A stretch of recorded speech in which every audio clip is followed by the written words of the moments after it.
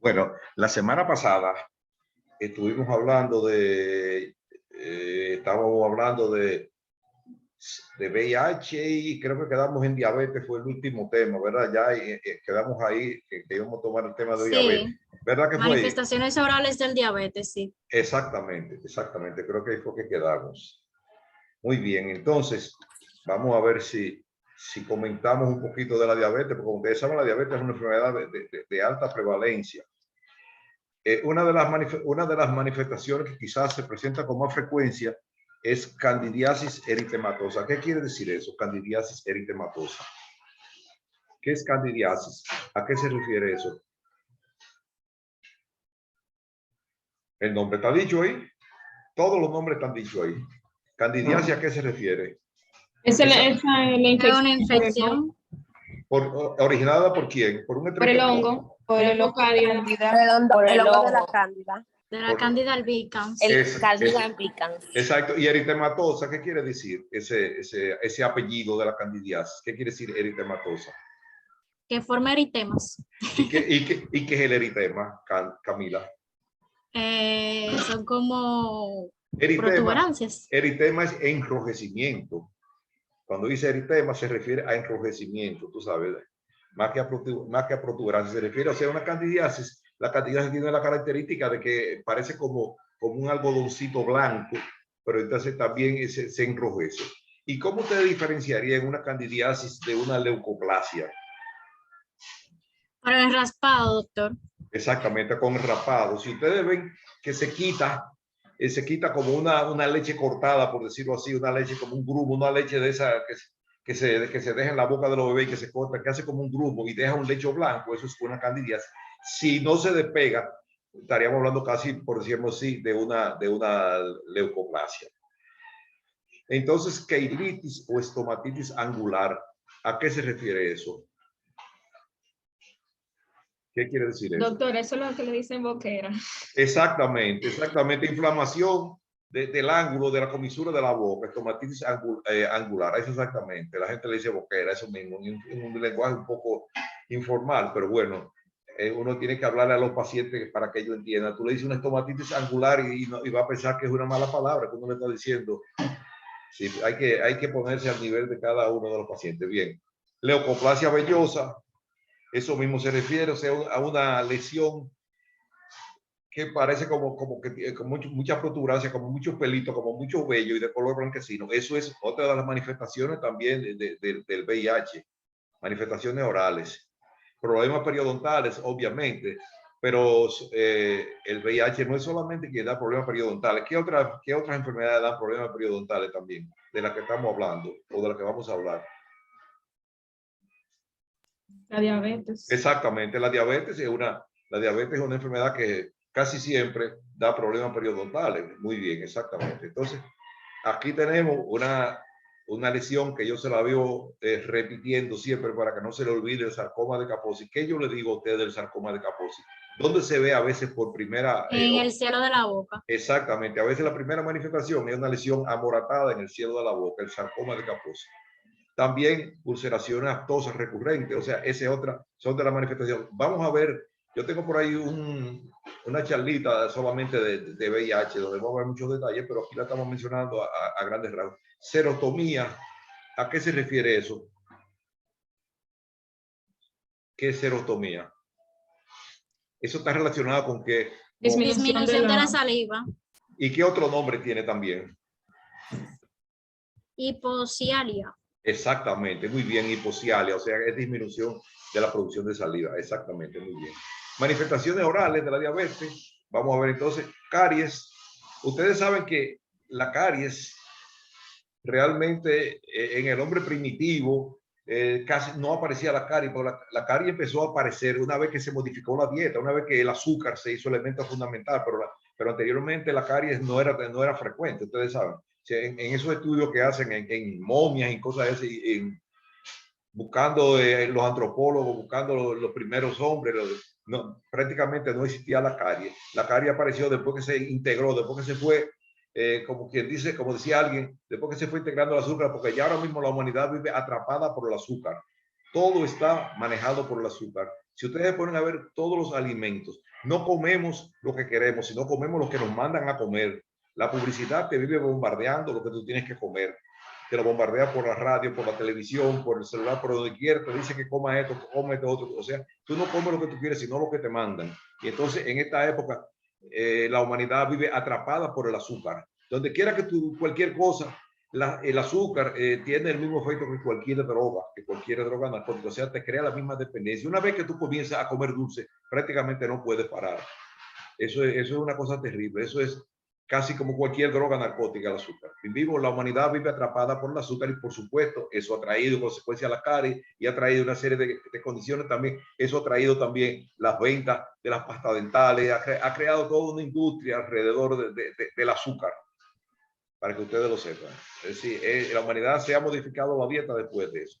Entonces tenemos enfermedad prioritaria, infecciones en los pacientes diabéticos. Ustedes saben que los pacientes diabéticos tienen más facilidad, tienen más propensión para desarrollar infecciones.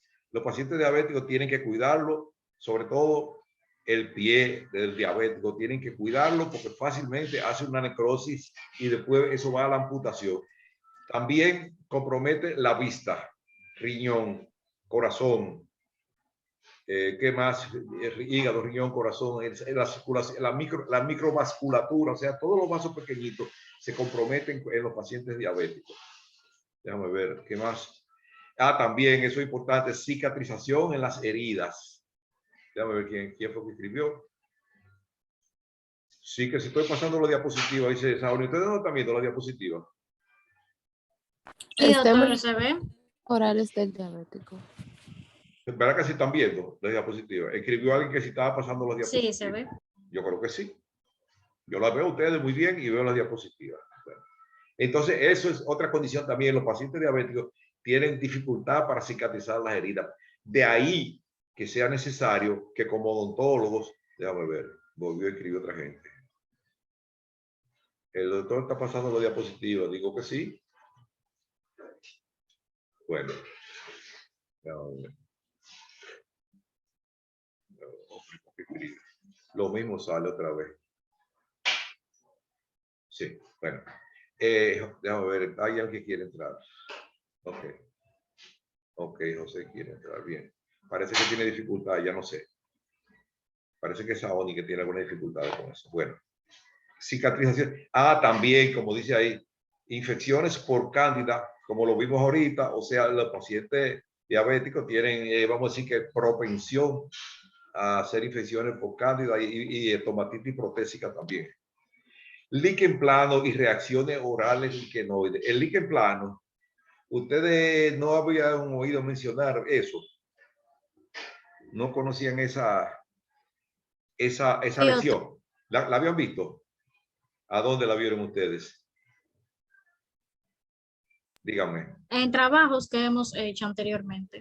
Perfecto, qué bien. Entonces, ustedes saben lo que es la historia de Wickham, que se presenta en el líquen plano. Tienen eso como No, unas, eso no. Esas son bueno, como las blancas. como unas líneas, que se llaman, blancas. unas líneas, unas ramitas, se llama historia de Wickham.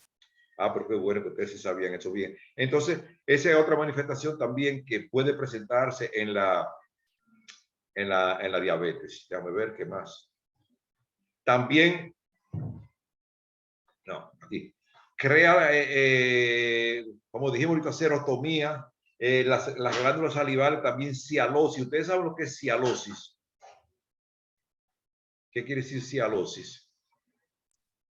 Eso no sería una infección en las glándulas salivales. Es más bien un agrandamiento de las glándulas salivales, pero no de tipo infeccioso, sino simplemente es un aumento del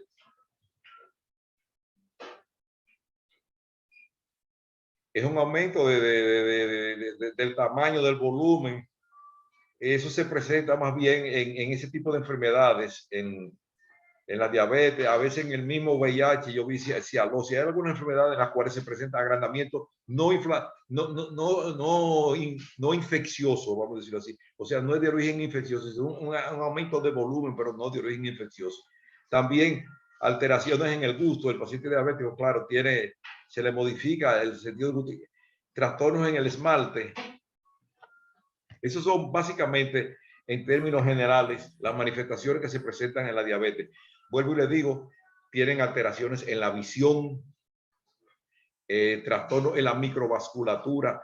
El diabético hay que insistirle mucho, aunque ustedes no vayan a tratar la diabetes, pero hay que insistirle mucho que se cuide los dedos de los pies, porque cualquier pedazo, porque ellos tienen lo que se llama, desarrollan lo que se llama polineuropatía diabética también. ¿Ustedes saben cuántos tipos de diabetes hay? Alguien que me diga. La clase pasada dijimos que eran 4. Exactamente. Hablamos de la número 1, que es la diabetes infantil, o sea, la diabetes juvenil, que esa arranca desde el inicio siendo insulino dependiente. La otra, la tipo 2, que es la diabetes del adulto. Hay una diabetes que también autoinmune del adulto, la diabetes tipolada. También se menciona la diabetes insípida. Bueno, esa no es tan frecuente. La diabetes insípida, dime. ¿Alguien iba a comentar algo? No importa, diga, Camila. No, está bien. Ok. La diabetes insípida se caracteriza porque no hay elevación del azúcar. Lo que hay un aumento, o sea, poliuria. El paciente orina mucho por un trastorno en el riñón y otras cosas en la hipófisis, en el hipotálamo, pero realmente no hay modificaciones. Por eso le llaman insípida, porque no produce cambios en lo que es propiamente la concentración de glucosa en sangre. Eso es diabetes insípida. Entonces hay otras, ahí se investiga también el sodio en sangre. Hay una serie de pruebas, porque eso no nos compete tanto a nosotros. La diabetes insípida casi siempre se ve más en niños. Comienza a operar. Generalmente eso. ¿Qué más de diabetes podríamos decir? La 1, la 2. La gestacional. La diabetes gestacional, que muchas veces aparece con el embarazo y a veces persiste después del embarazo. Se puede quedar siendo diabética la persona. Déjame ver qué más. Entonces, vamos a ver ahora lo que serían. Déjame ver.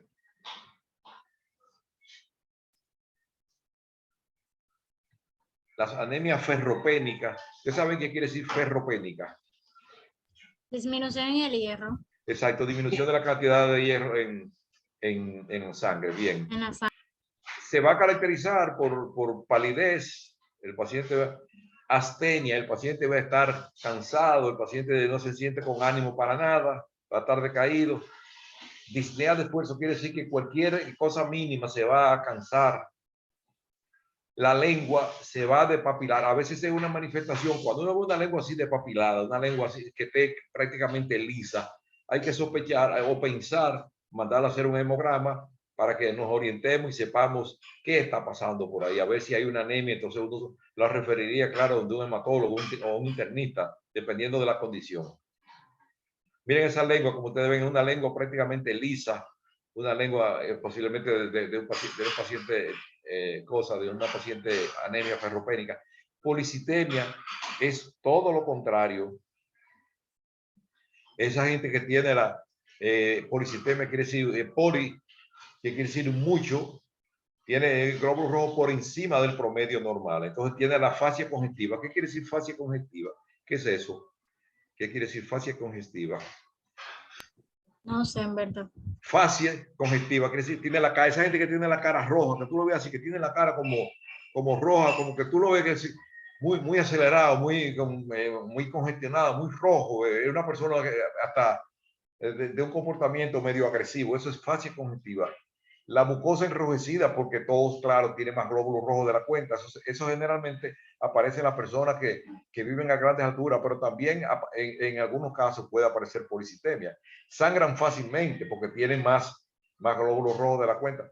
Generalmente también son hipertensos, como les digo, son personas muy irritables que de cualquier cosa se disparan. Había una frase que nunca se me olvida de un médico famoso que se llama Fracastorio, no recuerdo bien, y decía, él comentaba, oigan esto para que ustedes vean, él decía, mi vida está en las manos de cualquier persona que me quiera hacer enojar. A veces esa persona hipertensa, esa persona así tan irritable, cogen un pique, cogen una contrariedad y se pueden hasta morir de una crisis hipertensiva. Él decía así, es una frase que la decía él hace mucho tiempo, hace como 2 siglos, que él decía, mi vida está en las manos de cualquier persona que me quiera hacer enojar. un hipertenso, tú le peleas, tú le dices doctor si se le sube y hace un accidente cerebrovascular y ya. Quedan 10 minutos, todavía podemos seguir un poquito, déjame ver. Déjame ver qué más falta. Si se nos agota el tiempo, se enganchamos con otra cosa. Ah, bueno, miren la fascia de él.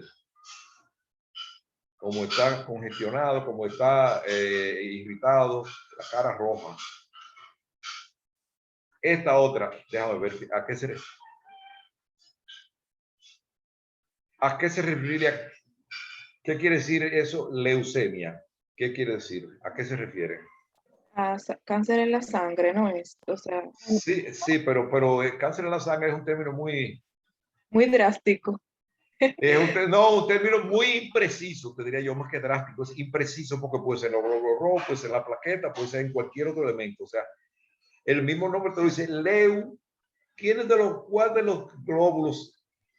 Los glóbulos blancos, leucocitos. Sí, leucocitos. Ahora sí caímos. Ahora caímos en que la leucemia es un trastorno maligno de los glóbulos blancos, porque no es de los glóbulos rojos. Cuando hablamos de los glóbulos rojos, hablamos de policitemia, que aumentan los glóbulos rojos, pero cuando hablamos de leucemia, estamos hablando de los glóbulos blancos. ¿Y en qué porcentaje deben estar los glóbulos blancos, más o menos?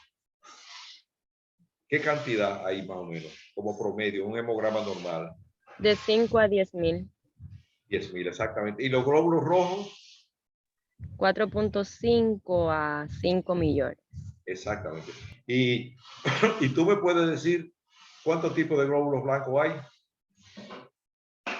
Hay varios tipos, hay granulitos y agranulolitos.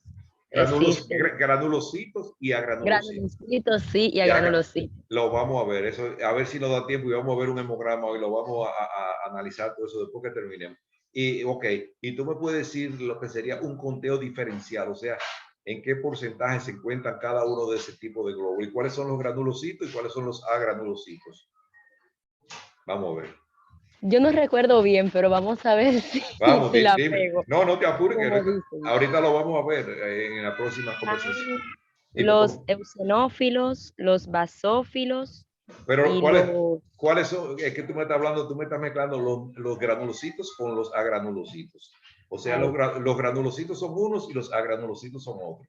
Los granulocitos son neutrófilos, eosinófilos y basófilos. Los agranulocitos son linfocitos y monocitos. Eso lo vamos a ver en más detalle y vamos a ver el porcentaje y qué significa cuando cada una de esas series de blanco está alterada. ¿Qué nos dice ese hemograma? O por lo menos qué nos insinúa ese hemograma. Pero está bien, está muy bien. Vamos a seguir. Ahorita lo veremos. Después que terminemos esta cosita que saltemos, vamos a ver. Entonces, los pacientes leucémicos, los pacientes que van a tener, como ustedes dijeron, cáncer en la sangre, pero en los glóbulos blancos, no en las plaquetas ni en los glóbulos rojos, en los glóbulos blancos van a tener hemorragias gingivales. Esa es una característica muy llamativa. Yo recuerdo hace muchos años, pero muchos años, que quizás ninguno de ustedes había nacido, porque yo me gradué hace mucho. Yo me gradué casi cuando Colón vino aquí, cuando Cristóbal Colón vino y descubrió América. Yo estaba instalado. Bueno, fuera de broma. O sea, recuerdo ese caso de un jovencito como de algunos 15 o 17 años que se apareció en el consultorio con un sangrado, una hemorragia en sábana. Yo creo que eso lo comenté a ustedes, una hemorragia en sábana. ¿Qué quiere decir una hemorragia en sábana? Vamos a ver, ¿quién me dice lo que es una hemorragia en sábana? Camila, Caroline, Perla, ¿quién? Ni idea, profesor. Salida de sangre en poca cantidad, dice acá. No, en sábana. Cuando tú tienes una sábana Sí. en la cama, ¿qué hace la sábana? La sábana lo cubre todo, arropa todo. Entonces, Dice una salida de sangre en poca cantidad que se va extendiendo desde los bordes de la herida de manera lenta y continua. exactamente, pero exactamente, que se va extendiendo, o sea, se va extendiendo los bordes. Cuando se habla de una hemorragia en sábana, quiere decir que te cubre prácticamente una gran superficie, porque las otras hemorragias tú la identificas porque salen de un vaso, pero esa hemorragia en sábana te va cubriendo, te va arropando, por decirlo así. Ese muñequito tenía la encía entera enchumbada y impregnada de sangre. Eso es una hemorragia así, una hemorragia gingival muy aparatosa. También hiperplasia, hay aumento del volumen de la encía, de tamaño, úlceras y petequias. Las petequias son unos punticos rojitos que se forman. Mire, era más o menos así. Fíjense como ustedes se ve, aparentemente una gingivitis, por ahí hiperplasia gingival, pero en ese caso, ahí casi no se ve un sangrado en sábana tanto, pero ese caso que yo vi, era una cosa que prácticamente botando sangre por todo, eran coágulos en la boca entera que no lo podía controlar, le salía, era un sangrado espontáneo, no era un sangrado por ninguna herida ni por ningún trauma, era un sangrado espontáneo de necesidad. Eso es llamativo. Cuando usted ve una cosa así, hay que pensar casi siempre que se trata de una leucemia. Claro, lo ideal en esos casos es mandarla a hacer con un simple hemograma que ustedes le manden a hacer, y ahí posiblemente se vean los cambios ya cuantitativos y cualitativos de los glóbulos blancos. Bueno, vamos a comentar, si tienen algo más, entonces vamos a subir algo y vamos ahora a dar, vamos a hablar de hemograma, para que veamos el hemograma, que pasemos a analizar todos y cada uno de los elementos que componen un hemograma y para qué sirve. ¿Tienen algún comentario? ¿Quedan 3 minutos o nos ponemos ahí, esperamos que eso grabe y inmediatamente arrancamos, ¿verdad? Sería lo mejor si nos vamos Sí. y esperamos que grabe y luego volvemos. Exactamente, ya hay 20, no se me vayan, vamos a ver si podemos Bueno, dar. nos Está bien. avisa, profesor, por el No, chat. sí, pero manténganse pendientes que eso sale. Está bien, yo les aviso. Ok. Bien, Está bien, doctor. bueno, bien.